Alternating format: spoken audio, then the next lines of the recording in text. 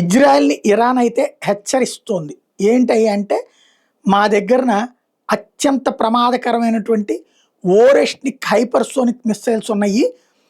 మీ దేశాన్ని భస్మీపటలం చేయడం మాకు కష్టమేం కాదని. ఎందుకు అసలు ఈ వార్నింగ్ ఇప్పుడు ఐఆర్జీసీ అర్జెంట్గా ఇచ్చిందంటే, ఇజ్రాయెల్ ప్రధానమంత్రి బెంజమిన్ నెతన్యాహు తాజాగా ఇజ్రాయెల్లోని డైమోనా న్యూక్లియర్ ప్రాంతానికి పోయాడు. అంటే వాళ్ళ అణు విద్యుత్ కేంద్రం పేరుతో అక్కడ అణ్వస్త్రాలు తయారు చేస్తున్నారు అన్నటువంటిది ప్రపంచానికి తెలుసు. వాళ్ళ దగ్గర అణ్వాయుధాలు ఉన్నాయి, దాదాపు 8దో 10దో ఉన్నాయి అంటారు.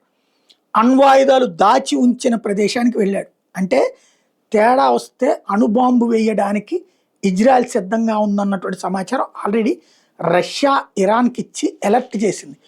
ఈ నేపథ్యంలో ఈ హెచ్చరికలు జారీ చేశాడు ఇరాన్కి సంబంధించినటువంటి ఐఆర్జీసీ కమాండర్ ఇన్ చీఫ్. ఎట్టి పరిస్థితుల్లో మా జోలికి వస్తే మీరు అణుబాంబులు తీస్తారన్నటువంటి క్షణంలో మీ దేశాన్ని బూడిద చేస్తాం అన్నటువంటి హెచ్చరికలు జారీ చేస్తున్నారు.